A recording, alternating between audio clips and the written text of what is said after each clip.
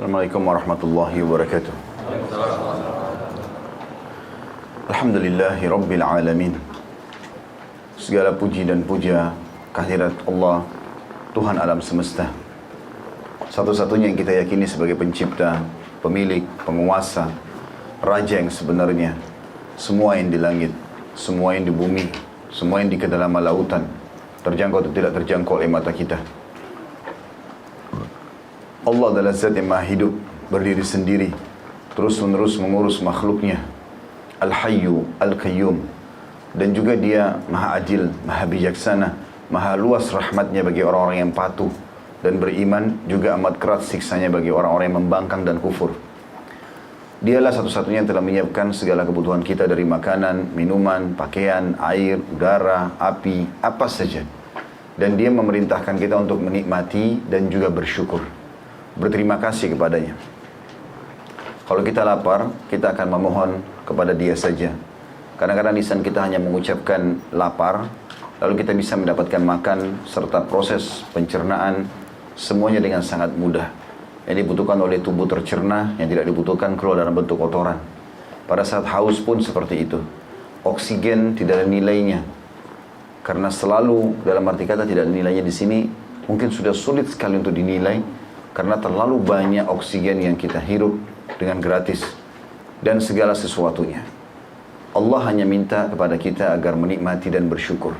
Dan kalimat syukur ini Allah ringkaskan di satu kalimat yang semua kita mudah mengucapkan, yaitu Alhamdulillah. Maka selalulah ucapkan kalimat ini.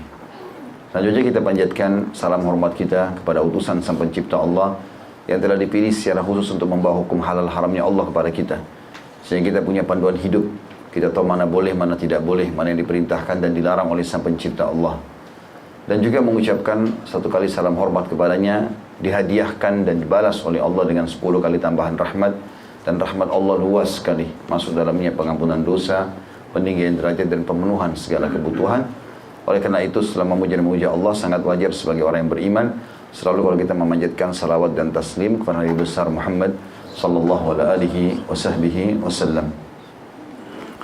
Seperti biasa, sebulan sekali kita membahas Sahih Hadis Qudsi, dan Alhamdulillah kita sudah menyelesaikan sampai hadis 97, hadis yang terakhir yang menjelaskan tentang keutamaan umat Muhammad sallallahu alaihi wasallam.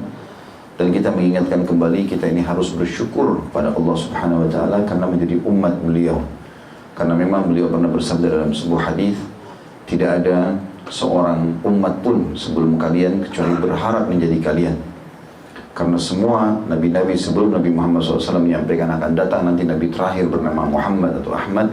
Dialah sebaik-baik nabi karena satu-satunya yang diutus untuk seluruh alam semesta ini. Dan juga umatnya adalah umat yang terbaik. Dan sudah kita jelaskan banyak keutamaan, diantaranya kitalah termasuk orang yang pertama masuk ke dalam surga insyaAllah di hari kiamat nanti. Kata Nabi SAW, surga diharamkan untuk nabi-nabi sebelum aku masuk, dan diharamkan untuk umat selain umatku atau sebelum umatku masuk. Dan sekian banyak keutamaan yang sudah kita bahas tentunya. Nah, di antara umat Islam ini ada lagi di antara mereka yang paling afdal. Kita tidak bicara Nabi Muhammad SAW karena beliau adalah pemimpin anak Adam, tetapi umat ini pun umat yang terbaik dibandingkan umat yang lain. Tapi dari umat-umat ini ada generasi emasnya, ada orang-orang terbaik yang mereka pun dijadikan sebagai suri tauladan, yaitu mereka para sahabat Nabi Ridwanullahi alaihim. Orang-orang yang telah hidup dan melihat langsung Nabi Muhammad SAW dengan mata kepala mereka, berinteraksi dengan Nabi SAW. Ada yang menikahkan anaknya, saudaranya. Ada juga yang Nabi SAW memiliki keturunan dari para wanita yang suci dan mulia. Kemudian juga ada yang menjadi mertua, menjadi ipar, ya, minimal menjadi sahabat beliau. Dan Imam Ahmad rahimahullah berkata, siapapun yang sempat melihat Nabi, berbicara dengan Nabi, walaupun sesaat, dia adalah sahabat Nabi. Dan syaratnya tentunya ulama memberikan definisi, sahabat adalah orang-orang yang melihat Nabi SAW atau bertemu dengan Nabi. Karena kalau orang buta seperti Ibnu Ummu Maktum, beliau buta matanya, tapi bertemu dengan Nabi SAW. Jadi semua orang yang melihat atau bertemu dengan Nabi SAW lalu beriman pada risalah beliau dan meninggal dalam keadaan beriman itu dinyatakan sahabat. Dan mereka ini generasi terbaik dari umat ini. Karena Nabi SAW telah bersabda, khairu qarni thumma alladhina yalunhum thumma alladhina yalunhum. Generasi terbaik mas umat ini adalah generasi yang hidup bersamaku, maksudnya para sahabat. Lalu datang generasi setelahnya para tabi'in, lalu datang generasi setelahnya para tabi'in. Sahabat-sahabat ini punya kedudukan yang sangat mulia. Karena pernah beliau Nabi SAW duduk dengan beberapa orang sahabat, dan ternyata mereka duduk sampai hampir seharian penuh. Jadi mereka betul-betul menghabiskan waktunya dengan Nabi SAW. Maka Nabi tanya, kenapa kalian lakukan ini? Ya kami ingin sholat bersama anda ya Rasulullah, kami ingin begini dan begitu. Terus saja mereka menyebutkan semua ujungnya adalah karena ingin bersama Nabi SAW. Maka kata Nabi SAW, sesungguhnya bintang-bintang di langit itu adalah penjaga dan bukti kalau langit masih aman. Selama bintang masih terlihat, berarti tidak ada masalah. Kapan bintang itu hilang, maka terjadilah apa yang telah dijanjikan atau diancamkan pada langit, maksud kiamat. Dan ketahuilah aku adalah penjamin terhadap sahabat-sahabatku. Maksudnya selama Nabi ada, masalah apapun pasti terpecahkan oleh beliau. Tapi pada saat aku meninggal, maka akan datanglah apa yang dijanjikan dan diancamkan kepada sahabat-sahabatku.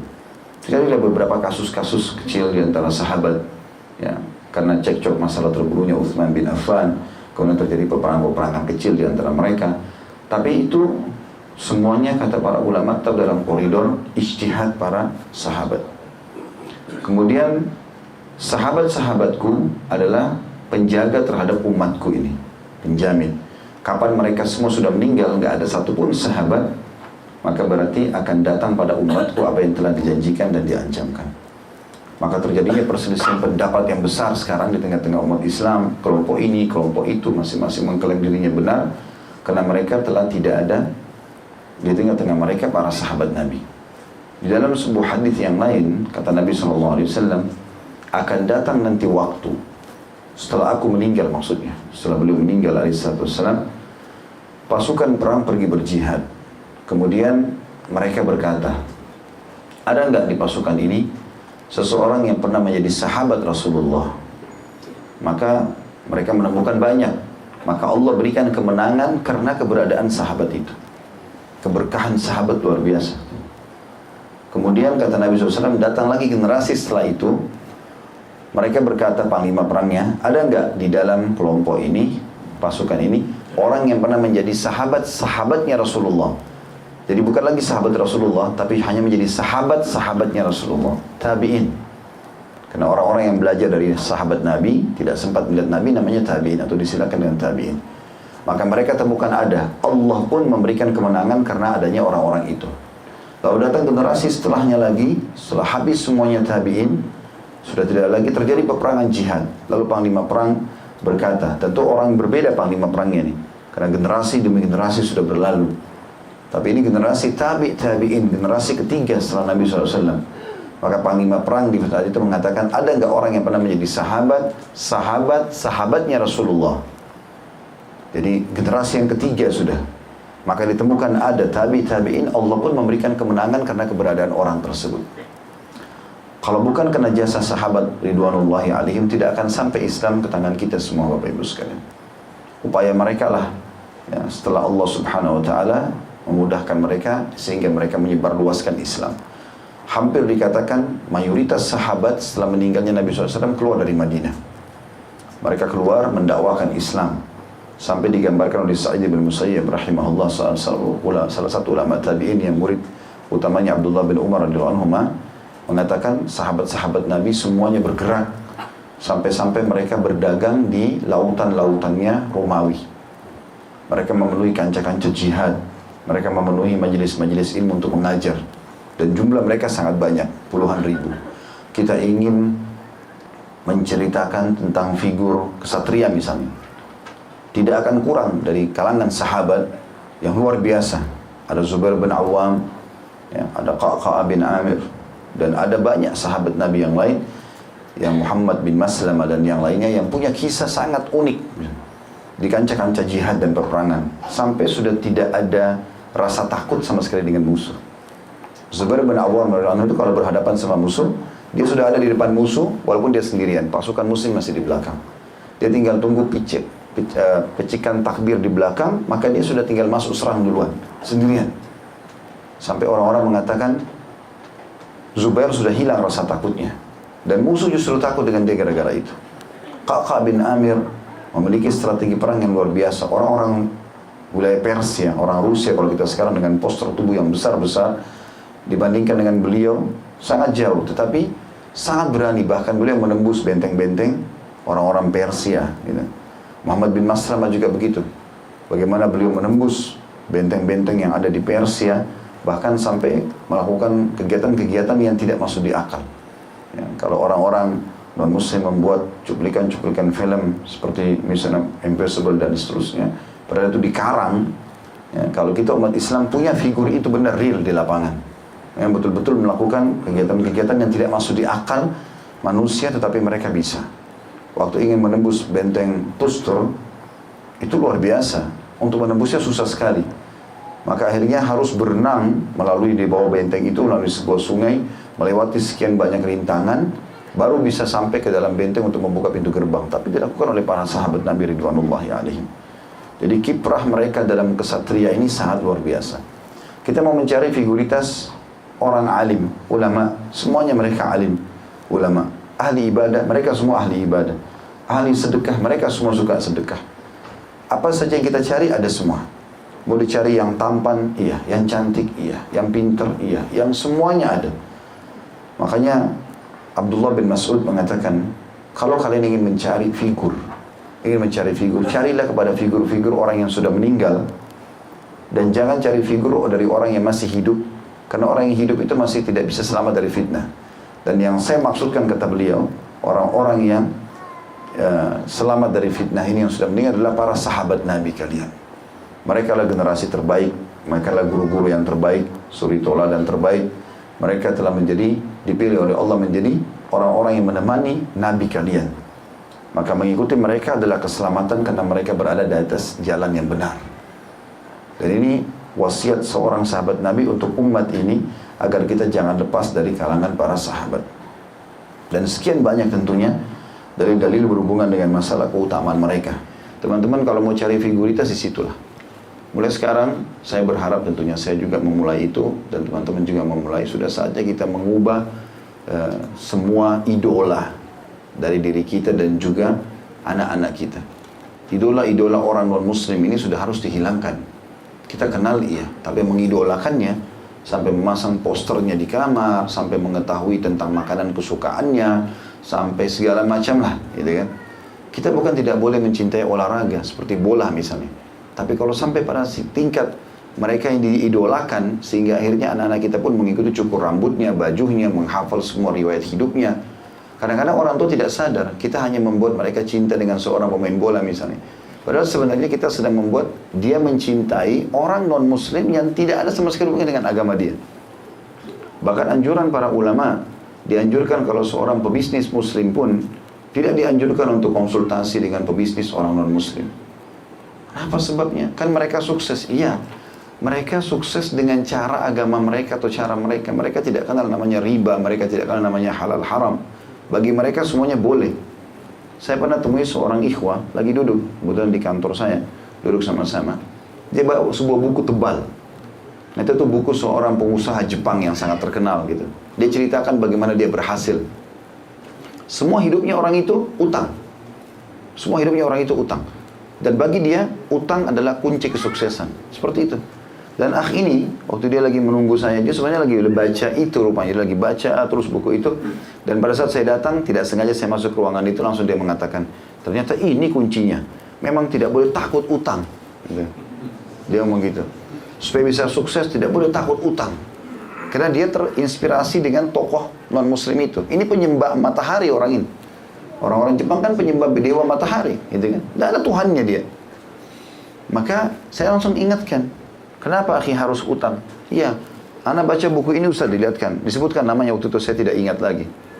Maka dia bilang sama saya baca buku ini, ternyata memang suksesnya dia ini sampai menjadi miliaran Ya, triliunan orang hartanya gara-gara dia memulai dengan utang, dan dia mengatakan tidak mungkin orang sukses tanpa utang. Saya bilang subhanallah, ya, yang telah mengajarkan sesuatu konsep yang berbeda dengan wahyu Allah. Justru utang dalam Islam tidak dibolehkan kecuali darurat. Dari mana pintunya kita boleh utang? Apalagi kalau kita mampu.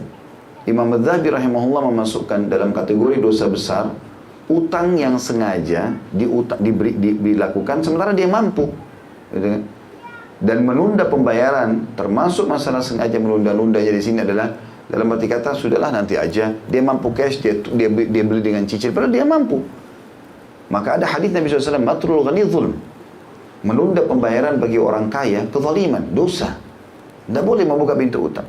Bahkan ada hadis Nabi SAW, saya ingatkan dia, saya bilang ada hadis Nabi SAW, orang mati syahid, tahu akhir orang mati syahid itu, pergi medan perang, tinggalkan istri, tinggalkan anak, berjuang luar biasa, itu pun harus ikhlas. Mungkin tangannya terpotong oleh musuh, mungkin matanya dicungkil, banyak risiko. Kalau dia tidak ikhlas pun tidak syahid. Gitu. Setelah dia mati syahid pun, kata Nabi SAW, orang mati syahid diampuni semua dosanya kecuali utangnya. Nggak boleh kita sembarangan utang. Gitu. Dalam hadis yang lain, utang, ruh seorang mukmin, jiwa seorang mukmin akan tergantung antara langit dan bumi selama utangnya masih ada. Ini semua berarti ada larangan-larangan dalam syariat. Dan terlalu banyak figuritas kita dalam Islam. Itu Utsman bin Affan, Abu Bakar, Utsman bin Affan, Abdurrahman bin Auf, Talha bin Ubaidillah, orang-orang sahabat Nabi yang kaya-kaya. Waktu mau dibagi warisannya teman-teman sekalian, itu sampai seluruh anaknya, sampai cucu-cucunya itu jadi kaya raya. Gara-gara harta warisan yang mereka tinggalkan. Padahal hidupnya tuh setiap hari sedekah. Dan tidak ada manajemen kayak kita sekarang. Belum ada hitung-hitungan akuntansi kayak kita sekarang. Mungkin lebih rapi, pakai komputer, segala macam. Mudah kita cek. Nggak ada mereka punya itu. Intinya mereka cari rezeki halal, mereka kumpulin, yang lainnya disedekahkan, dan ini tidak lagi hitung-hitungan sama Allah. Itu yang mereka lakukan. Dan kita punya figuritas itu. Ada orang sukses. Kenapa kita nggak belajar ini? Karena paling sedikit mereka akan mengajarkan kepada kita apa yang mereka tidak tahu dalam agama kita haram. Contoh saja misalnya. Itu juga dengan hal yang lainnya. Kalau dalam bisnis yang merupakan perkembangan untuk usaha saja kita dianjurkan untuk konsultasi dengan figur-figur muslim yang sukses. Maka apalagi hal yang lain, kayak masalah rumah tangga. Apa yang kita mau belajar dari rumah tangga orang non-muslim? Mereka tidak pernah tahu hak dan kewajiban sebagaimana kita tahu. Gitu kan? Saya bicara dengan beberapa orang, jangan kalau non-muslim, orang muslim saja masih bingung. Pada saat saya jelaskan kepada seorang suami, Anda wajib memberikan nafkah istri. Karena saya temukan dia tidak pusing dengan itu. Lalu dikeluhkan oleh keluarganya kepada saya, lalu saya tanyakan. Ternyata memang dia tidak pikir. Terus dia tanya kepada saya, memang wajib saya kasih makanan istri saya? Memang wajib? Ya, maksudnya dia pikir tadinya, ya kalau dia mau kasih, kalau enggak, berarti enggak ada dosa. Oh, enggak bisa. Karena kata Nabi SAW, cukuplah dosa yang sangat berat bagi seseorang yang diwajibkan memberikan nafkah, yang dia menunda pembayaran nafkahnya. Itu diantaranya suami, pada istri dan anaknya, orang tua kepada anaknya gitu kan. Ini contoh saja. Nah, berapa banyak orang yang justru nonton masalah kebutuhan biologisnya, masalah kebutuhan rumah tangganya justru dari orang-orang non-muslim. Begitu juga dengan yang lainnya lah. Sehingga mereka kehilangan dan krisis figuritas. Di rumah tangga banyak sekali orang bernama Muhammad, istrinya bernama Aisyah, tapi tidak ada figur Muhammad dan Aisyah di situ. Sangat jauh. Hanya nama saja, hanya simbolik saja. Ibunya pakai jilbab, anaknya nggak pakai jilbab. Kenapa? Apa sebabnya? Apa jilbab mainan? Jilbab ini bukan sebuah kewajiban dalam Islam. Karena dia nggak paham. Figuritasnya bukan orang-orang Muslim soalnya. Maka teman-teman kembali kepada kehidupan sahabat ini betul-betul luar biasa, dibutuhkan. Dan kita haus dengan itu. Baca riwayat mereka. Puluhan ribu sahabat, bukan 1-2 orang. Sekarang kami berjalan di Blok M Tablik Akbar, memang sebulan sekali sebenarnya. Tapi sudah sekian tahun kami baru bahas sekitar 40 sahabat saja. Itu pun kita bahas tentang biografinya mereka, namanya siapa, istrinya, anaknya, segala macam. Lalu apa pujian-pujian Nabi SAW tentang mereka, apa keutamaannya, kelebihan dia apa. Lalu kita ambil, kenapa orang ini suka sekali sedekah, kenapa orang ini suka sholat malam. Apa yang kita ambil pelajaran dari situ? Lalu kita sebutkan keutamaan sholat malam misalnya, dihubungkan dengan hadis Nabi. Itu saja biografinya saya tangkap dari tanggapan teman-teman yang sudah nonton, ikuti di YouTube ataupun yang hadir. Mereka merasakan manfaatnya sangat besar. Belajar tentang kehidupan mereka saja sudah luar biasa itu para sahabat. Mendapatkan manfaat yang sangat besar. Saya pribadi sebagai pemateri, saya rasakan manfaatnya luar biasa. Kadang-kadang teman-teman saya lagi susun beberapa keutamaan mereka saja. Sampai netizen air mata. Tidak nyangka ada orang seperti itu gitu. Dalam sedekah, dalam kebaikan-kebaikan, saat dia beribadah itu, Dia setiap kali ada keuntungan, bukan setiap kali ada keuntungan, memang setiap hari kebun kurmanya selalu saja dibuka untuk siapa saja yang mau minta. Ambil, silahkan. Dibuka sama dia. Nggak masuk di akal. Hitung-hitungan ekonomi seperti apa orang mau untung, lalu kebun kurma dibuka, disuruh orang semua ambil, silahkan. Dan ternyata dengan itu sepanjang tahun tidak pernah berhenti kurmanya.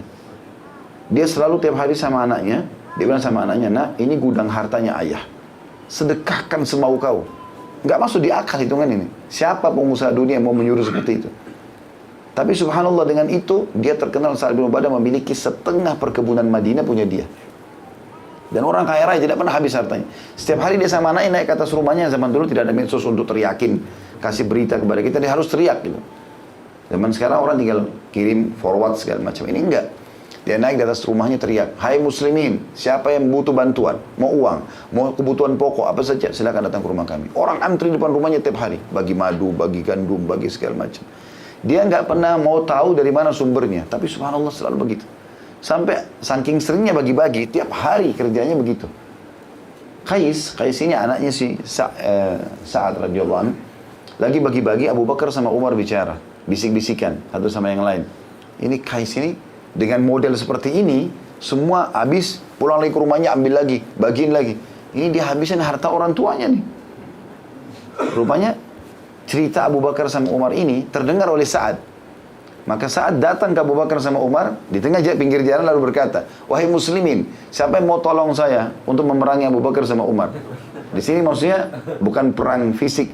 Maksudnya orang-orang pada bertanya, kenapa? Kok Abu Bakar sama Umar seorang figur yang luar biasa? Karena mereka berdua telah melarang anak saya untuk menjadi orang yang dermawan. Saya yang suruh bagi harta, kenapa mereka merasa gak perlu gitu? Contoh saja. Tapi itu tidak bisa masuk di benak kita dalam konsep pemikiran kapitalis itu, teman-teman, pasti menabung pangkal kaya. Harus nabung bakhil. Kan begitu. Nabung itu sama dengan bakhil. Mana dia mau keluarkan kalau dia mau nabung kan gitu. Nggak mungkin. Sementara kita dalam Islam sedekah pangkal kaya. Gimana ketemunya ini? Nggak akan ketemu kan? Konsep Islam sama konsep mereka. Jadi nggak bisa ketemu. Nah, diajarkan dalam kehidupan figuritas sahabat ini luar biasa. Ya, bagaimana kita punya metode pengajaran itu dan segala macam hal lah. Nah, di antara sahabat ini ada lagi di antara mereka yang punya keutamaan-keutamaan. Ya. Dimulai dari tentu para istri-istri Nabi ridwanullahi alaihinna, ummahatil mu'minin, Aisyah, Safiyah, Maimunah, ya, semua istri-istri Nabi, Ummu Salamah, Zainab, Juwairiyah dan seterusnya. Kemudian dimulai juga dengan Khulafa' Rasyidin dan dimulai dari Abu Bakar. Lalu kemudian Umar, lalu kemudian Utsman, lalu kemudian Ali, lalu sisa orang yang tersamin masuk surga, Abdurrahman bin Auf, Sa'd bin Abu Waqqas, kemudian Sa'id bin Zaid, kemudian Talha bin Ubaidillah, Zubair bin Awam. Ini semua yang termasuk yang mulia. Kemudian datang setelah itu Ahli Badr namanya. Nah, Ahli Badr ini yang akan disebutkan hadisnya pada bahasan kita, para sahabat yang mengikuti perang Badr. Perang Badr adalah peperangan pertama dalam Islam tahun 2 Hijriah. Dan ini memang punya kedudukan sendiri dalam Islam. Karena peperangan yang langsung diperintahkan oleh Allah Subhanahu wa ta'ala, turun wahyu untuk memerintahkan keluar pada saat itu. Walaupun awalnya, waktu Nabi SAW pertama mengiklankan di Madinah, belum ada perintah untuk perang. Tetapi perintah perang datang di lapangan peperangan. Gitu kan. Dan ini menguji keimanan yang luar biasa. Peperangan pertama dalam Islam, lalu kemudian langsung pada saat itu diperintahkan untuk berperang. Intinya waktu itu Nabi SAW mengatakan, wahai muslimin, sesungguhnya kafilah Quraisy akan melewati wilayah Badr. Jadi kalau kita gambarkan Jazirah Arab itu, misalnya kayak telapak tangan saya, ini bagian utaranya negeri Syam. Nah, kalau kita bicara Mekah sama Madinah, Madinah dulu baru Mekah. Jadi orang kalau dari negeri Syam itu, pedagang-pedagang yang orang Quraisy, rihratas syita'i was-saif, perjalanan musim dingin dan musim panas, itu diantaranya mereka ke negeri Syam belanja, terus mereka kembali ke Mekah. Nah, zaman dulu nggak ada jalan kecuali harus lewati pinggir Madinah. Nah, di Mekah dulu kan orang-orang Quraisy ini banyak yang jahat. Umat Islam itu dulu tidak punya jaminan di Mekah. Pokoknya siapapun yang ganggu orang Islam, mau pukulin, mau ambil hartanya, mau sampai bunuh, nggak dihukum. Sehingga orang Islam sangat tertekan di Mekah pada saat itu. Nah, banyak sahabat Nabi waktu hijrah ke Madinah, diantaranya sahabat-sahabat yang mulia yang punya harta banyak seperti Abdurrahman bin Auf, itu diambil istri anaknya karena nggak mau masuk Islam, nggak ikut sama dia, diambil sama orang Quraisy. uangnya diambil, rumahnya diambil, usahanya diambil, dan dibagi-bagi oleh tokoh-tokoh Quraisy itu. Sehingga mereka punya hak untuk mengambil itu kembali.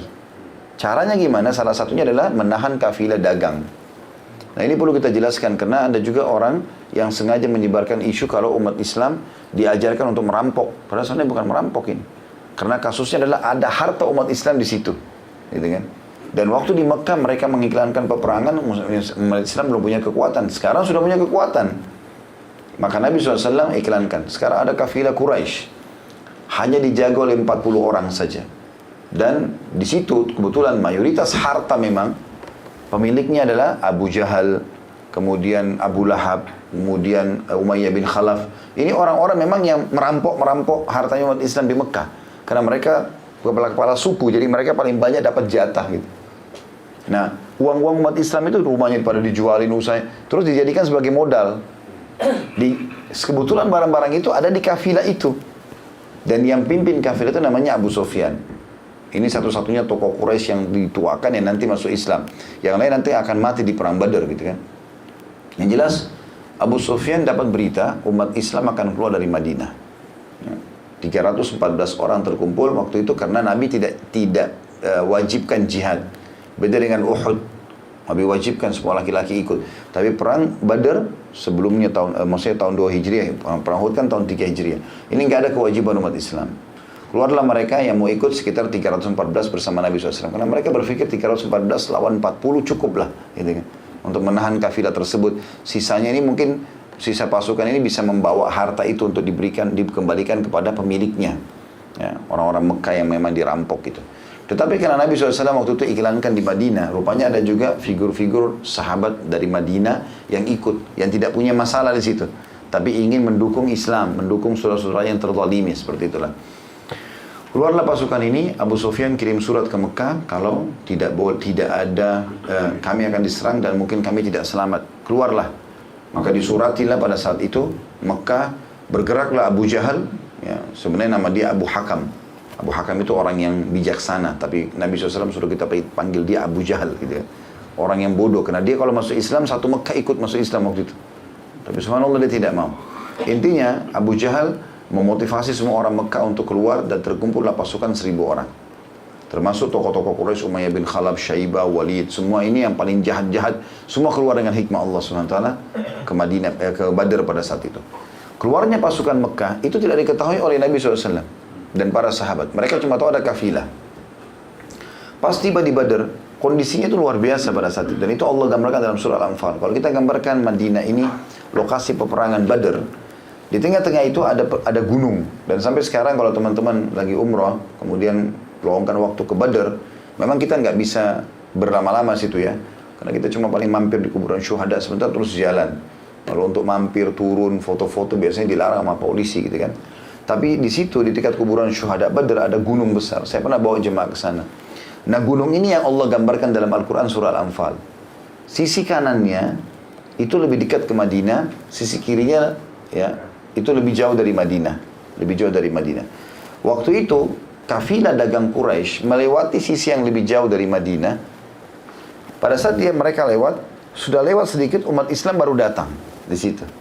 Sehingga kafilah lolos. Kafilah nggak didapati oleh pasukan umat Islam dengan hikmah Allah.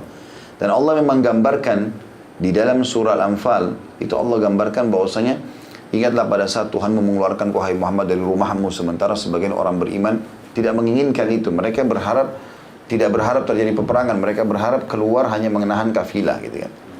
Pada saat pasukan muslimin tiba di sini, kafilah sudah lolos dan ternyata Abu Sufyan sudah menyurat dari sebelum pasukan Islam keluar dari Madinah. Dari 2-3 hari sebelumnya, jadi pasukan Quraisy sudah berjalanan, sudah dekat. Mau tiba juga di lokasi itu. Barulah turun wahyu menyampaikan kepada Nabi SAW, kalau pasukan Quraisy keluar. Dan nanti pasukan muslimin akan ketemu dengan pasukan Quraisy, jadi bukan kafilah. Itulah Allah gambarkan, A'udzubillahi minasyaitonir rajim, id antum bil udwatid dunya, wa hum bil udwatil quswa. Itu dalam surah Al-Anfal. Ya. Kalau tidak salah ayat 6-nya atau ayat 7-nya. Ingatlah ketika, baik saya buka dulu ya, lebih baik kita baca ayatnya. Ya, itu dimulai dari ayat 5 ya. Allah berfirman, A'udzubillahi minasyaitonir rajim, kama akhrajaka rabbuka min baitika bil haqqi wa inna fariqan minal mu'minina lakarihun. Sebagaimana Tuhanmu telah menyuruhmu pergi dan rumahmu, pergi dari rumahmu dengan kebenarannya. Padahal sungguhnya sebagian dari orang beriman tidak menyukainya. Ayat 6-nya, yujadilunaka fil haqqi ba'dama tabayyana ka'annama yusaquna al-mauti hum yanzurun. Mereka membantahmu tentang kebenaran sesudah nyata bahwa mereka pasti menang, seolah-olah mereka dihalau kepada kematian, sedang mereka melihat sebab-sebab kematian itu. Saya maknakan dulu tafsirnya di sini, realita lapangannya begitu. Jadi tadi yang saya jelaskan. Jadi pada saat mereka keluar mau mengejar kafilah, ternyata kafilah sudah lolos. Turunlah firman Allah SWT ini menggambarkan kau dikeluarkan hai Muhammad dari rumahmu untuk pergi ke sana, dan akhirnya Allah mengatur pertemuan dengan pasukan Quraisy bukan sama kafilah. Maka ada sebagian jiwa sahabat karena mereka baru masuk Islam, mereka berat untuk itu. Jadi kan mereka masih berharap kafilah, bukan berharap peperangan dengan pasukan besar, karena ini peperangan pertama 314, akhirnya harus berhadapan dengan 1000 pasukan Quraisy. Kemudian Allah gambarkan bahwasanya Allah janjikan kepada mereka, wa idh ya'idukumullahu ihda at-ta'ifataini annaha lakum wa tawadduna anna ghayra dhati syauqati takunu lakum wa yuridullahu an yuhiqqal haqqa bi kalimati wa yaqta'a dabiral kafirin. Dan ingatlah, makna ingatlah dalam Al-Quran pelajarilah. Ketika Allah menjanjikan kepadamu bahwa salah satu dari dua golongan yang kamu hadapi, maksudnya kafilah atau pasukan Quraisy, adalah untukmu. Kalaupun kau mengejar kafilah, kau akan dapat. Kalau kau mengejar pasukan, pasti kalau pasukan kau akan menang. Tapi tentu mengejar kafilah adalah hal yang kecil. Karena begitu berhasil mengambil harta, pulang selesai. Nggak ada pengaruhnya pada orang Mekah karena mereka masih punya banyak harta. Tapi kalau bertemu pasukan dengan pasukan dan mereka kalah, ini betul-betul pukulan yang besar bagi orang Quraisy. Ya, maka Allah membuat mereka cenderung kepada peperangan sebenarnya. Ya, dibawa kepada peperangan. Tapi sahabat-sahabat waktu itu karena mereka baru masuk Islam di tahun 2 Hijriah, Allah gambarkan di sini. Dan ingatlah ketika Allah menjanjikan kepadamu bahwa salah satu dari dua golongan yang kamu hadapi adalah untukmu. Sedang kamu menginginkan bahwa yang tidak mempunyai kekuatan senjatalah yang untukmu. Maksudnya para sahabat berharap ketemu kafilah saja, jangan ketemu sama pasukan. Dan Allah menghendaki untuk membenarkan yang benar dengan ayat-ayatnya. N-nya besar, kata ganti Allah, dan memusnahkan orang-orang kafir. Tapi Allah menginginkan kau bertemu dengan pasukan perang. Dan betul nanti setelah terjadi perang Badar, para sahabat justru termotivasi sampai Nabi meninggal, sampai mereka meninggal untuk berperang. Bermula dari Badar. Karena ternyata mereka sangat yakin dengan 314 Allah berikan kemenangan melawan 1000 orang. Bahkan seluruh tokoh Quraisy mati pada saat itu. Mayoritasnya. Yang selamat cuma Abu Sufyan karena tidak ikut perang. Abu Sufyan memimpin kafilah tadi. Yang lainnya mati terbunuh di Badar. Allah menjelaskan, liyuhiqqal haqqa wa yubtilal batila walau karihal mujrimun. Agar Allah menetapkan ya, yang hak, maksudnya Islam, dan membatalkan yang batil, maksudnya kesyirikan orang-orang Mekah, walaupun orang-orang yang berdosa musyrik itu tidak menyukainya. Jadi, pasti Allah Subhanahu wa taala akan lakukan itu. Kemudian di sini Allah ceritakan tentang keadaan perang Badar itu tentunya, ya. Di antaranya Allah mengatakan, "Idz tastaghithuna rabbakum fastajaba lakum anni mumiddukum bi alfin minal malaikati murdifin." Ingatlah ketika kamu hai Muhammad memohon pertolongan kepada Tuhanmu, lalu diperkenankanlah bagimu. Maksudnya waktu itu kebetulan kasusnya terjadi setelah kafilah lolos, Nabi SAW duduk dengan para sahabat. Ini ada wahyu turun sekarang kepadaku, menyuruh kita untuk melawan pasukan. Dan perlu kalian tahu, pasukan Quraisy sudah ada di sebelah gunung kita. Jadi ini gunung, ini pasukan muslimin, ini pasukan Quraisy. Tinggal lewat sedikit, udah pasti ketemu pasukan ini. Ya. Jadi peperangan itu lebih jelas, sementara kafilah lewat, lolos. Maka Nabi SAW berkata kepada mereka, wahai sekalian manusia, berikan aku pendapat kalian. Abu Bakar berdiri, ya Rasulullah, Anda suruh apapun kami akan ikut. Anda suruh kami kejar kafilah, kami kejar kafilah. Suruh lawan pasukan, kami lawan pasukan. Kami pulang Madinah, kami akan lakukan. Kata Nabi SAW, baik Abu Bakar, bagus. Siapa lagi, hai manusia, berikan pendapat. Umar berdiri, mengatakan yang sama. Nabi suruh duduk, Mikdad berdiri. Rupanya semua sahabat-sahabat Nabi ini yang berdiri, orang-orang Mekah semua. Dan memang mereka wajar punya emosional, karena ada masalah dengan orang-orang Quraisy ini. Mau pasukan pun kita lawan, karena memang dasarnya mereka jahat waktu di Mekah gitu loh. Dan ini harta-harta kami yang diambil. Tapi di situ ada orang-orang Madinah yang tidak ada hubungannya sama Mekah, tidak pernah ada permusuhan sama Mekah, tidak pernah ada peperangan, tidak ada harta mereka diambil. Tapi ini masalah agama sekarang. Mau tolong nggak saudaranya? Mau tolong agama Allah nggak ini? Gitu kan? Maka pada saat itu Nabi mengatakan, hai manusia, berikan pendapat. Sa'ad bin Ubadah ini sahabat Nabi tadi yang kita ceritakan, orang yang suka sedekah, berdiri. Maka katakan, ya Rasulullah, seakan-akan anda menyinggung kami orang-orang Ansar. Kata Nabi SAW, iya, emang betul kami tunggu jawaban itu. Karena orang Madinah tidak ada urusan sama Mekah nih. Tapi Nabi mengatakan, iya. Kata Sa'ad kalimat yang membuat Nabi SAW tersenyum, lalu beliau, karena dia mengatakan, ya Rasulullah, kalau anda menyuruh kami, jangankan lawan Quraisy nih, kalau anda menyuruh kami nyemplung masuk ke lautan, kami akan masuk ke lautan. Walaupun kami mati tenggelam maksudnya. Anda bawa pasukan kami menyemplung ke lautan, kami akan masuk. Jangan hadapi Quraisy. Jadi kalau Quraisy ini kecil, kami akan hadapi, tidak ada urusannya. Karena ini sudah urusan agama gitu. Maka Nabi SAW mengatakan, terimalah berita gembira karena Allah menjanjikan kita akan mengalahkan pasukan itu. Seperti itulah. Maka pada saat itu Nabi SAW berdoa minta pertolongan dan akhirnya Allah menjanjikan dikirim 1000 malaikat yang membantu. Dan ada 2 peperangan Nabi SAW yang dihadiri langsung oleh malaikat, di perang Badar dan di perang Hunain. Tapi di perang Badar ikut serta dalam membunuh musuh. Di perang Hunain tidak. Makanya Nabi SAW waktu jenazah-jenazah orang-orang Quraisy, di sekitar 70 orang tokoh-tokoh mereka meninggal, Nabi SAW sempat kumpulin mereka untuk ditaruh di satu sumur. Kemudian Nabi bilang, mau nggak kalian lihat mana bedanya korban kalian sama korban para malaikat? Kata para sahabat, tentu ya Rasulullah. Kata Nabi SAW, yang kalian temukan leher-leher musuh yang tertebas dan juga tangan-tangan mereka, jari mereka terputus dan ada luka bakar, itulah korban para malaikat. Ya, karena kan kita dalam Islam kita tidak boleh memutilasi ya dalam Islam. Tapi ada perang, di perang Badar Allah perintahkan khusus malaikat untuk memotong jari-jari musuh. Jadi terbedakan di situ gitu. Kemudian di sini Allah gambarkan, tentu kalau Bapak Ibu mau baca selanjutnya ini menjelaskan tentang masalah bagaimana Allah Subhanahu wa taala memberikan kepada mereka kegembiraan pada saat itu, karena Allah menyampaikan berita gembira akan menang, dan Allah juga membuat mereka sangat tentram di malam itu karena besok akan perang dengan turunnya gerimis ya. Karena gerimis ini membuat orang ngantuk, beda dengan hujan lebat. Kalau orang dalam kondisi takut bagaimanapun, beban pikirannya seberat apapun, tapi kalau dia ngantuk, hilang sejenak. Karena dia bisa tidur. Tidur itu membuat orang lupa sejenak masalahnya. Maka itu salah satu yang disebutkan dalam Al-Quran. Di ayat 10-nya Allah bilang lanjutannya, وَمَا جَعَلَهُ اللَّهُ إِلَّا بُشْرًا وَلِتَطْمَئِنَّ بِهِ قُلُوبُكُمْ وَمَا نَصْرُ إِلَّا مِنْ عِنْدِ اللَّهِ إِنَّ اللَّهَ عَزِيزٌ حَكِيمٌ. Dan Allah tidak menjadikan mengirim bala bantuan malaikat itu melainkan sebagai kabar gembira dan agar hatimu menjadi tentram. Karenanya dan kemenangan itu hanyalah dari sisi Allah. Sesungguhnya Allah Maha Perkasa lagi Maha Bijaksana. Di ayat 11-nya, إِذْ يُغَشِّيكُمُ النُّعَاسَ أَمَنَةً مِّنْهُ وَيُنَزِّلُ عَلَيْكُمْ مِنَ السَّمَاءِ مَاءً لِيُطَهِّرَكُمْ بِهِ وَيُذْهِبَ عَنْكُمْ رِجْزَ الشَّيْطَانِ وَلِيَرْبِطَ عَلَى قُلُوبِكُمْ وَيُثَبِّتَ بِهِ الْأَقْدَامِ. Ingatlah ketika Allah menjadikan kamu mengantuk. Jadi seluruh pasukan Islam pada saat itu ngantuk malam itu.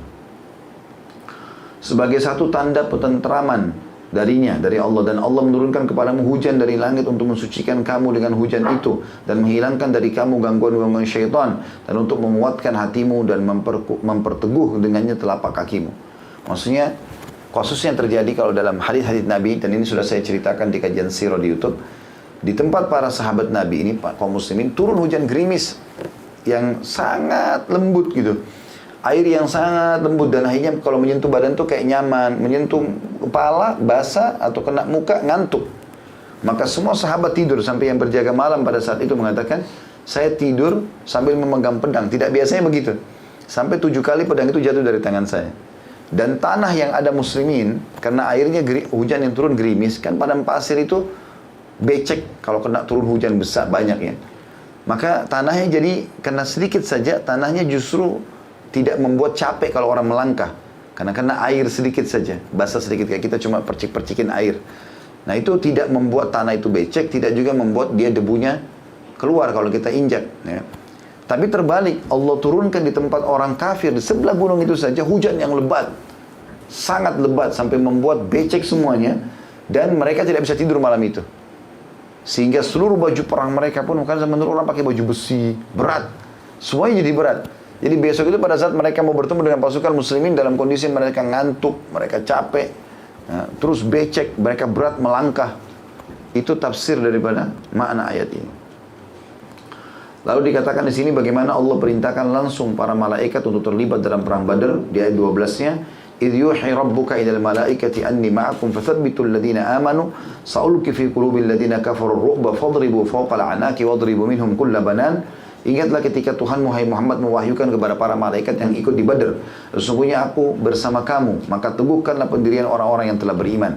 Maksudnya para malaikat menanamkan atau membisikkan motivasi yang positif ke dalam hati-hati sahabat untuk berperang.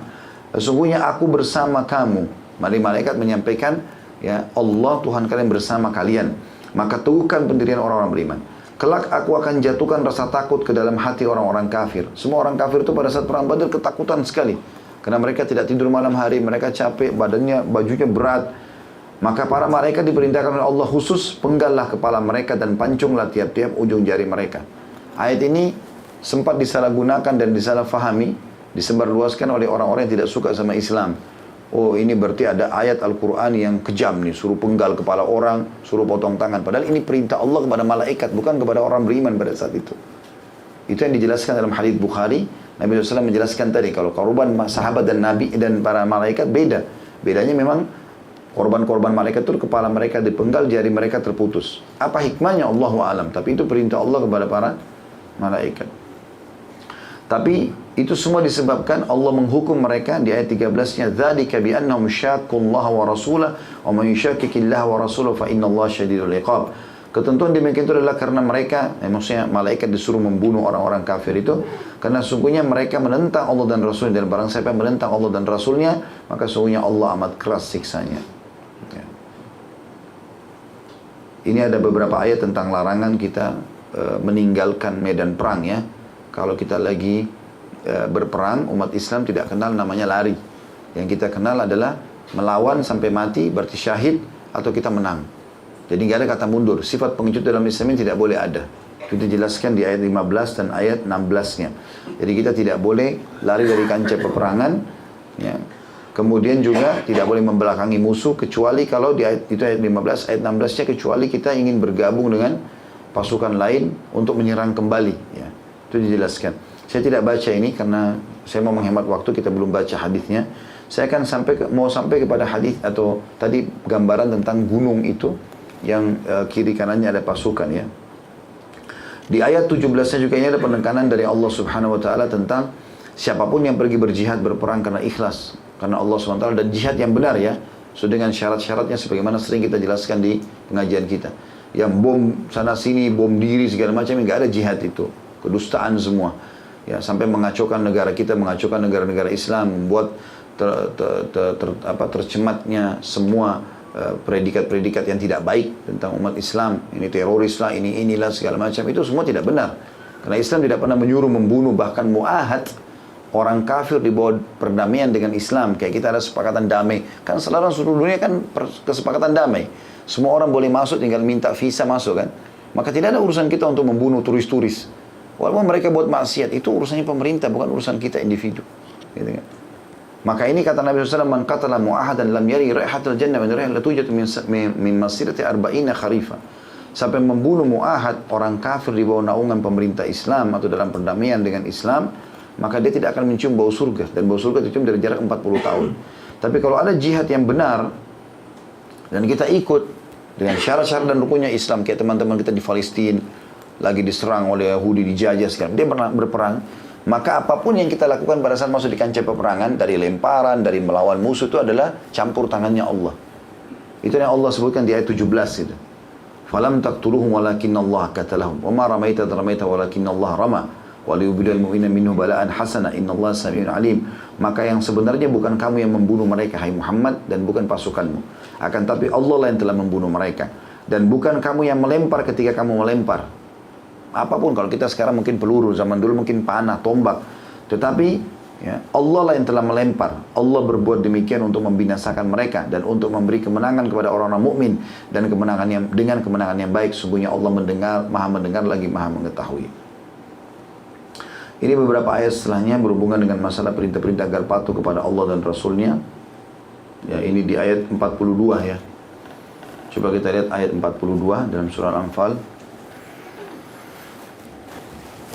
a'udzu billahi minasyaitonir rajim id antum bil udwati dunya wa hum bil udwati al quswa ar-rakbu asfala minkum wa law tawa'adtum lakhtalaftum fil mi'adi walakin liyaqdi Allah amran kana maf'ulan liyahlika man halaka an bayyinatin wa yahya man hayya an bayyinah wa inna Allah lasami'un alim. Ingatlah ketika kamu berada di pinggir lembah sisi gunung yang dekat, maksudnya dekat dengan kota Madinah. Dan mereka, musuh orang kafir Quraisy, berada di pinggir lembah sebelah gunungnya yang jauh dari Madinah. Maksudnya agak jauh dari Madinah dibandingkan tempat kalian gitu. Sementara kafilah di bawah kalian, maksudnya berhasil lolos. Ya, yang merupakan target utama sahabat tadi. Sekiranya kamu mengadakan persetujuan untuk menemukan hari pertempuran itu, pastilah kalian tidak sepakat dalam menentukan hari pertempuran itu. Akan tetapi Allah yang mempertemukan dua pasukan itu agar dia Allah melakukan suatu urusan yang mesti dilaksanakan, yaitu agar orang yang binasa itu binasa dengan keterangan yang nyata, dan agar orang yang hidup itu hidupnya dengan keterangan yang nyata. Sesungguhnya Allah Maha mendengar lagi Maha mengetahui. Artinya kejadian itu adalah Allah yang mengaturnya. Sampai ulama mengatakan perang Badar itu betul-betul langsung Allah terlibat dalam masalah itu untuk mempertemukan dua pasukan ini. Ini yang saya masukkan tadi kisahnya masalah itu ya. Tentu ini semuanya berhubungan dengan masalah perang Badar. Sampai beberapa ayat ke depan ada masalah Badar ya. Saya tidak bacakan semuanya karena ada beberapa hal yang kita mau sampaikan di hadis-hadis yang kita akan bahas gitu. Intinya teman-teman sekalian, perang Badar adalah peperangan yang sangat luar biasa ya, sampai-sampai pernah ada sahabat Nabi berbuat satu kesalahan setelah perang Badar ya. Dia buat masalah rupanya, terus ditegur oleh Nabi SAW. Umar sempat marah. Umar mengatakan, ya Rasulullah, saya penggal lehernya saja orang ini. Kata Nabi SAW, hai Umar, apakah kau tidak tahu kalau dia dari ahli Badr? Ini orang termasuk orang yang ikut Badr. Dan Allah telah berfirman kepada orang ahli Badr yang 13 orang sahabat tadi, 314 orang sahabat tadi, Nabi mengatakan Allah telah berfirman kepada mereka, i'malu ma syi'tum qad ghafartu lakum. Berbuatlah semua kalian, sudah diampuni dosa-dosa kalian. Jadi ahli Badr ini punya kedudukan tersendiri. Karena mereka dianggap menghadiri peperangan pertama pada saat itu. Dan pada saat itu bertemulah dua pasukan dan para sahabat duel di awal-awal peperangan dan berhasil menang. Karena waktu kafilah lolos, besok paginya ketemulah pasukan muslimin sama pasukan Quraisy, lalu mereka duel. Ternyata kalah. 3 orang tokoh Quraisy yang keluar semuanya dikalahkan. Walid, Syaibah gitu kan, dan Utbah itu semuanya mati terbunuh. Ada keluar Hamzah, Ali gitu kan, dan seorang sepupu Nabi lagi. Akhirnya mereka berhasil mengalahkan duel, lalu terjadilah kecamuk peperangan dan dikagetkan luar biasa karena dalam hitungan beberapa saat saja seluruh tokoh Quraisy mati, termasuk Abu Jahal pada saat itu meninggal semuanya. Umayyah bin Khalaf yang majikannya Bilal yang menaruh batu panas dan besar dada Bilal di Mekah juga dibunuh oleh Bilal dan para sahabat waktu itu. Terbunuhlah mereka semua dan tersebar berita di Jazirah Arab kalau umat Islam punya kekuatan. Jadi itu keadaan Badar pada saat itu ya. Dan banyak sekali ghanimah yang mereka dapatkan harta rampasan perang yang pada saat itu ditemukan dari pasukan Quraisy. Baik, itu dimaksud dengan judul kita sebenarnya keutamaan para sahabat yang mengikuti perang Badar. Ini peperangan yang sangat mulia dalam Islam, punya cerita yang sangat unik gitu kan. Dan tadi itu cuma sebagian kecil yang saya ceritakan dan beberapa ayat yang kita bacakan. Kalau teman-teman mau lebih jauh, ikuti ceramah kami di YouTube tentang kajian sirah tentang perang Badar. Didengarin insya Allah, itu akan jauh lebih lengkap kisahnya. Saya akan masuk ke hadisnya yang diangkat oleh penulis di sini.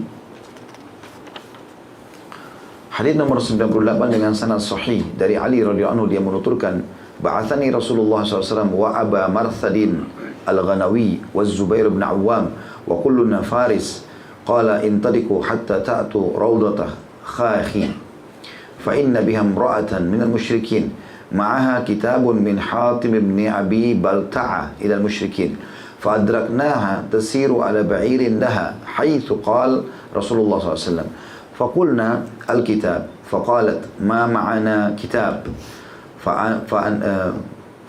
فأنهناها فالتمسنا فلم نرى كتابا فقلنا ما كذب رسول الله صلى الله عليه وسلم لتخرجن الكتاب أو لنجردنك فلما رأت الجد أهوت إلى هجزتها وهي محتززة بكساء فأخرجته فانطلقنا بها إلى رسول الله صلى الله عليه وسلم فقال عمر يا رسول الله قد خان الله ورسوله والمؤمنين فدعني فلا أضرب عنقه فقال النبي صلى الله عليه وسلم ما حملك على ما صنعت قال حاطب والله ما بي أن لا أكون مؤمنا بالله ورسوله والله ما بي ألا أكون مؤمنا بالله ورسوله صلى الله عليه وسلم أردت أن تكون لي عند القوم يد يدفع الله بها عن أهلي ومالي وليس أحد من أصحابك إلا له هناك من عشيرته من يدفع الله بها عن أهله وماله فقال النبي صلى الله عليه وسلم صدق فلا تقولوا له إلا خيرا فقال عمر إنه قد خان الله والمؤمنين فدعني فلا أضرب عنقه فقال صلى الله عليه وسلم أليس من أهل البدر فقال لعل الله اطلع على أهل بدر فقال اعملوا ما شئتم فقد وجبت لكم الجنة أو قد غفرت لكم فدمعت عين عمر وقال الله ورسوله أعلم. Rasulullah SAW mengutusku bersama Abu Marthad dan juga Az-Zubair bin Awam. Jadi di sini dimaksud adalah Ali bin Abi Thalib cerita radhiyallahu anhu. Beliau bilang satu waktu pernah aku bersama Abu Marthad dan Az-Zubair bin Awam, berarti mereka bertiga. Diutus oleh Nabi SAW. Untuk apa? Diceritakan oleh Ali. Kami semua mengendarai kuda supaya cepat. Seraya bersabda, pergilah kalian, kata Nabi SAW, pergilah kalian sampai tiba di sebuah tempat namanya Raudhah Khakh, ya. Sebab di sana terdapat seorang wanita musyrik yang membawa surat dari Hatib bin Abi Balta'ah yang ditujukan kepada orang kafir Mekah. Jadi sampai sini saya jelaskan dulu ya. Langsung kita masuk ke penjelasannya. Waktu itu Nabi SAW akan menyerang kota Mekah. Akan menyerang kota Mekah. Dan tradisi Nabi SAW dalam peperangan, beliau tidak pernah menyampaikan mau kemana kepada seluruh pasukan. Jadi cuma bilang jihad. Sahabat tinggal pakai siap baju perang, keluar. Masalah Nabi bawa kemana, itu mereka tidak tahu. Nanti tiba-tiba tiba di satu lokasi berhadapan sama musuh ini misalnya. Itu salah satu tradisi Nabi SAW. Ada beberapa peperangan yang Nabi iklankan, seperti perang Khaybar, seperti juga perang Tabuk. Nabi jelaskan itu memang. Kita akan ke Tabuk, kita akan ke sini. Tapi umumnya peperangan Nabi nggak disebutin. Termasuk pembebasan kota Mekah. Karena waktu itu strategi Nabi SAW adalah Nabi ingin tiba di Mekah, orang Mekah tidak siap. Dan langsung Mekah ditaklukkan. Dan itu betul terjadi. Nah Mekah itu berdekatan dengan Taif. Kalau pernah ke kota Taif teman-teman, sekitar 60-70 km dari Mekah. Itu tempat yang dingin. Ya. Nah di Taif ini ada suku namanya Hawazim. Nanti terjadi peperangan sama mereka dikenal dengan perang Hunain. Setelah pembebasan kota Mekah. Nah Nabi SAW mendengar Hawazim akan keluar menyerang Madinah. Pasukan mereka banyak. Sekitar 12.000 sampai 15.000 orang. Maka waktu Nabi SAW keluar, itu membawa pasukan ke arah Hawazim. Sehingga sahabat pada mengatakan, oh Nabi ternyata mau kejar Hawazim. Tapi ternyata tidak. Begitu dekat dengan Hawazim, beliau belok langsung pasukannya ke Mekah. Dan akhirnya mengepung kota Mekah di malam itu. Dan besoknya Mekah takluk. Karena mereka tidak punya persiapan.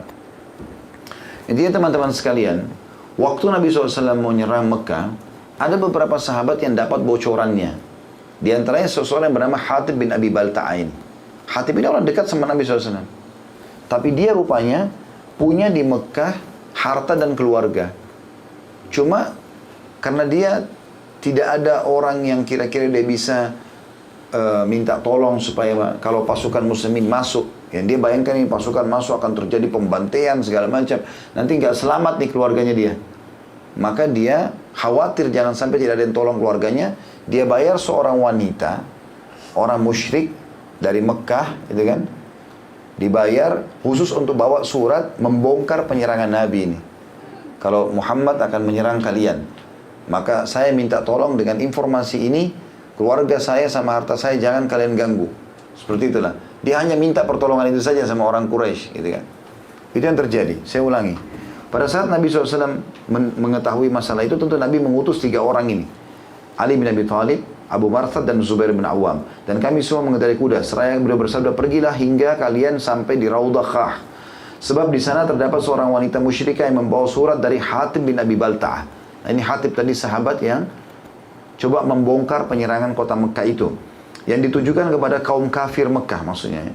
Ternyata kami mendapati wanita tersebut sedang berjalan menunggangi untanya di tempat di mana Rasulullah SAW mengatakannya. Ini termasuk mukjizat baginda Nabi SAW ya. Karena beliau menunjukkan tempat yang benar. Ya, ini termasuk salah satu mukjizat Nabi selain yang nyata kelihatan depan mata seperti pembelahan bulan, seperti penyembuhan penyakit, ya, doa yang mustajab. Juga salah satunya adalah informasi. Jadi semua informasi yang Nabi sampaikan semuanya tepat dan benar. Nah, salah satunya adalah informasi tentang ini, wanita yang ingin membawa atau sudah jalan ya, pertengahan jalan sudah membawa surat menuju ke Mekah. Kami berkata kepada wanita itu, berikanlah surat itu. Dia menjawab, kami tidak membawa surat.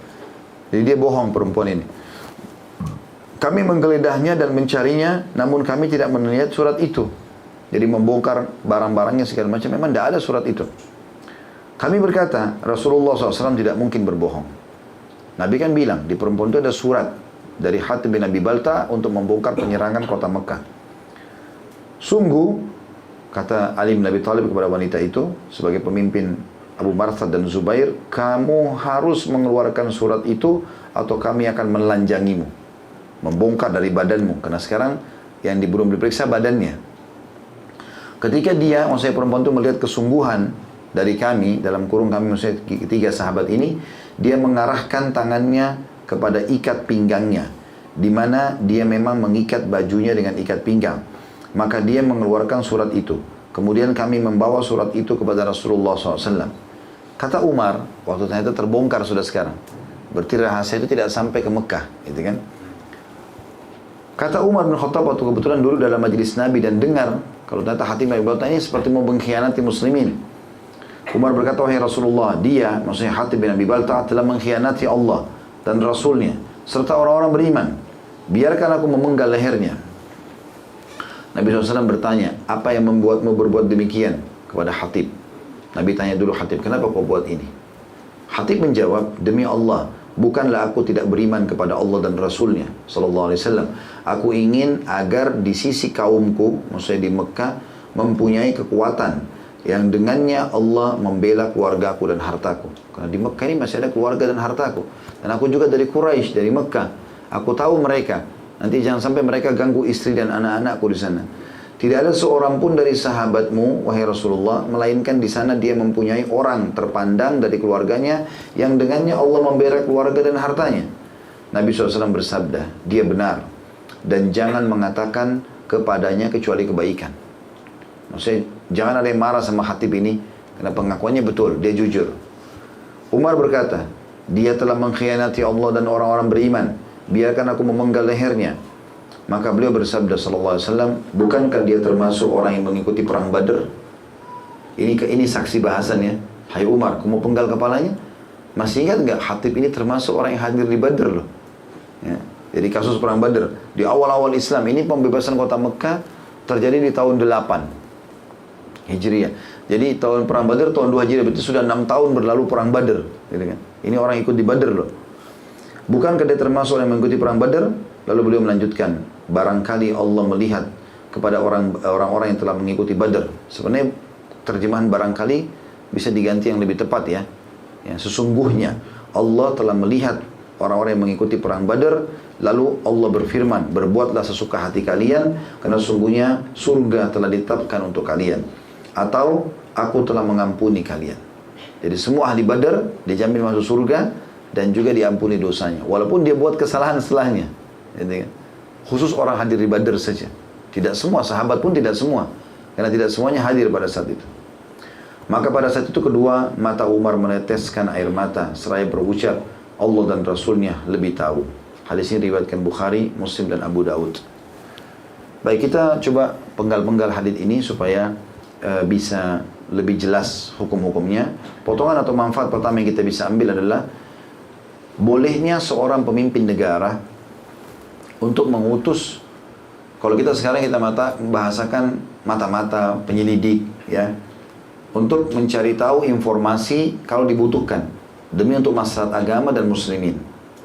Karena sini Nabi SAW memilih 3 ya, penunggang kuda terbaik muslim, dan ini kesatria terbaiknya muslim, Ali bin Abi Thalib, Abu Marsad dan juga Zubair bin Awam. 3-3-nya terkenal sangat terampil. Jadi biar mereka satu orang, mereka bisa menghadapi pasukan yang besar karena keberanian dan keterampilannya gitu. Kalau teman-teman mau dengar tentang keutamaan ketiga sahabat ini, bisa ikuti ceramah kami di YouTube tentang perang Khaybar, ya, perang Khandaq. Di perang Khaybar itu bagaimana Zubair bin Awam menjatuhkan dan mengalahkan salah satu kesatria Yahudi yang tingginya sama dengan pohon kurma. Ya, ya itu sekitar 2,5 meter tingginya orang itu, 2 meter seperti tembok ini gitu. Tapi dikalahkan oleh Zubair bin Awam sampai Nabi mengatakan sesungguhnya semua Nabi punya penolong, pengikut setia, atau kalau kita bahasakan bodyguard, dan Zubair adalah bodyguard. Ali bin Abi Thalib pernah membelah musuh gitu kan di perang Khandaq, dan itu orang ini adalah seseorang tokoh Quraisy yang paling terkenal sangat kuat. Dan Nabi bin Abi Thalib menebas badannya, maaf dari kemaluannya sampai ke mendekati tenggorokannya, ya, dan dikalahkan oleh Ali radhiyallahu anhu dengan keperkasaan yang luar biasa. Abu Marsad pun begitu, punya kisah-kisah yang cukup banyak, terutama di perang Badar punya peran yang besar. Yang jelas teman-teman sekalian, di sini kita ambil pelajaran pertama adalah bolehnya pemimpin memilih orang-orang terbaiknya lalu datang untuk mencari tahu informasi yang dibutuhkan untuk muslimin, gitu kan? Karena ini orang sudah berbahaya. Ya, khatib ini dalam pandangan strategi perang berbahaya. Dia mau membongkar penyerangan muslimin. Potongan yang kedua di sini adalah mukjizat Nabi alaihissalam.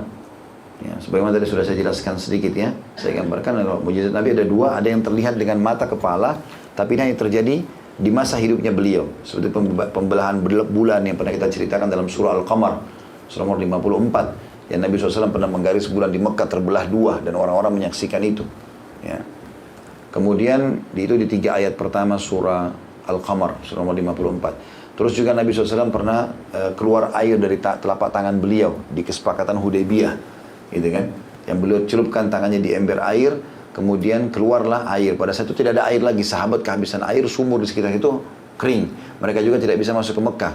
Kalau mereka tidak bawa air minum, mereka bisa meninggal tengah jalan. Maka Nabi SAW celupkan telapak tangannya dalam ember, keluarlah air banyak. Dan semua sahabat kurang lebih 1.400 orang bisa minum dan mengisi kendi-kendi mereka dan mereka berwudu, gitu kan. Itu terjadi. Nabi SAW pernah menyembuhkan matanya Abu Qatadah radhiyallahu anhu yang pada saat di perang Khandaq sempat kena matanya panah, lalu bola matanya keluar. Kemudian dicabut anak panah itu oleh Nabi SAW, lalu dipegang, dimasukkan kembali, didoakan. Ya, kemudian disembuhkan dengan ludah Nabi SAW, lalu kemudian sembuhlah matanya. Ada juga mukjizat-mukjizat Nabi yang sifatnya informasi. Dan ini juga informasi bisa umat-umat sebelum kita diberitakan, atau yang sedang terjadi di zaman beliau, atau yang akan terjadi nanti di tanda-tanda hari kiamat. Ya, ini semua termasuk. Ini mukjizat Nabi karena Nabi menyampaikan tentang adanya perempuan itu. Perempuan ini tidak ada satupun orang tahu. Betul-betul dirahasiakan oleh Hatib bin Abi Baltah, dibayar. Dan dia karena perempuan, orang tidak ganggu, orang tidak geledah segala macam. Dia jalan lah. Dan orang yang mengerti jalan.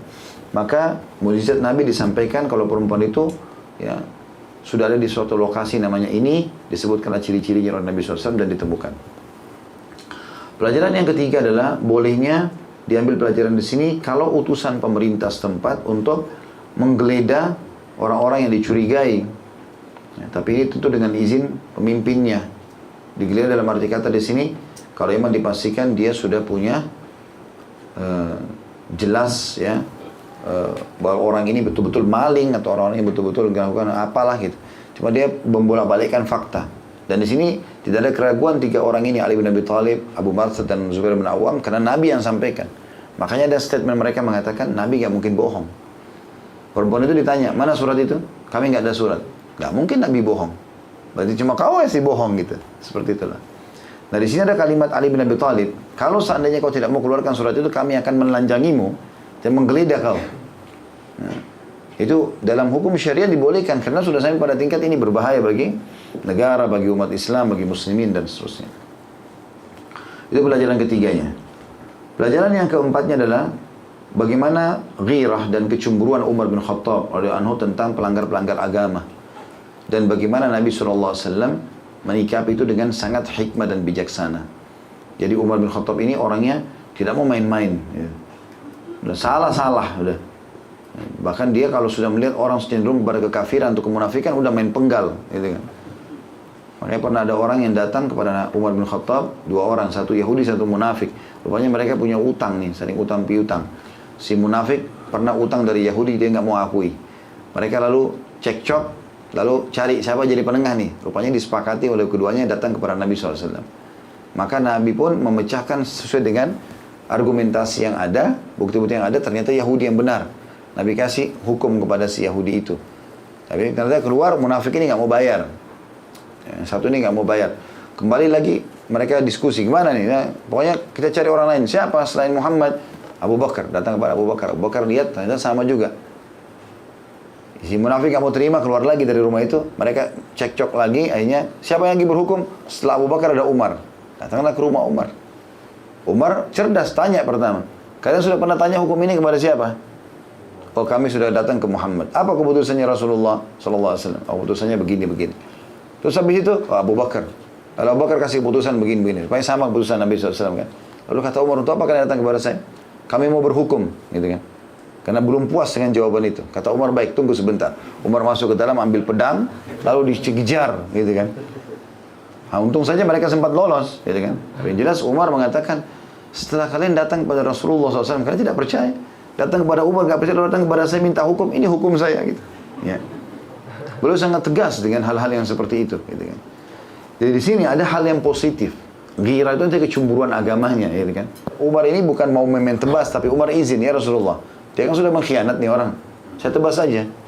Maksudnya kalau anda mau suruh bunuh, jangan kasih orang lain, kasih saya saja. Saya yang bertugas untuk itu, eksekusi.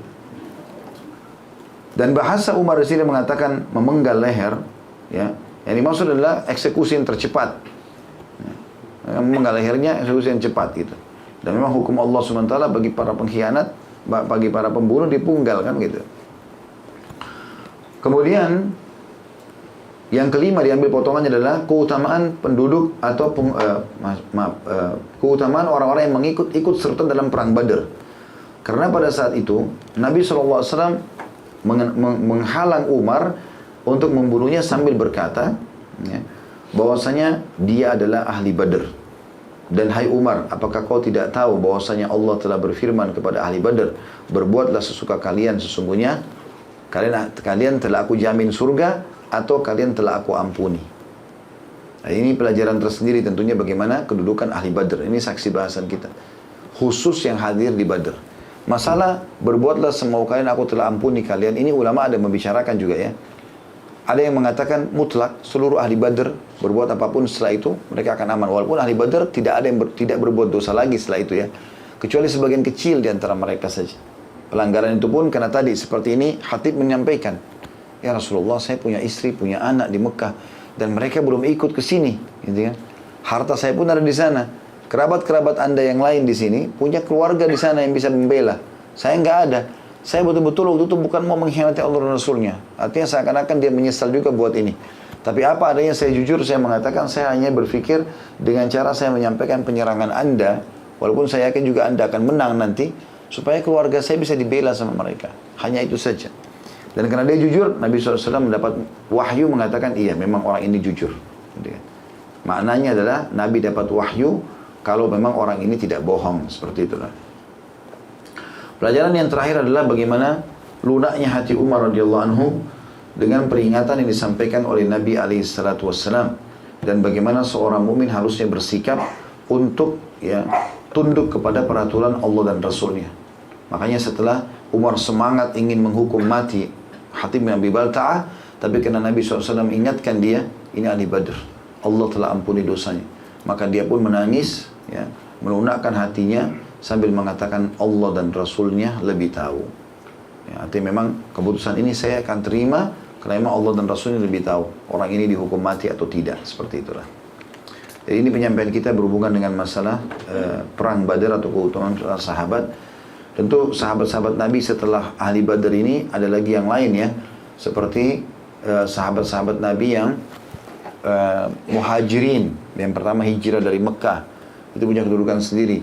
Kemudian orang-orang Ansar punya kedudukan sendiri. Muhajir didahulukan dari orang-orang Ansar. Ya. Karena mereka termasuk orang-orang yang awal masuk Islam.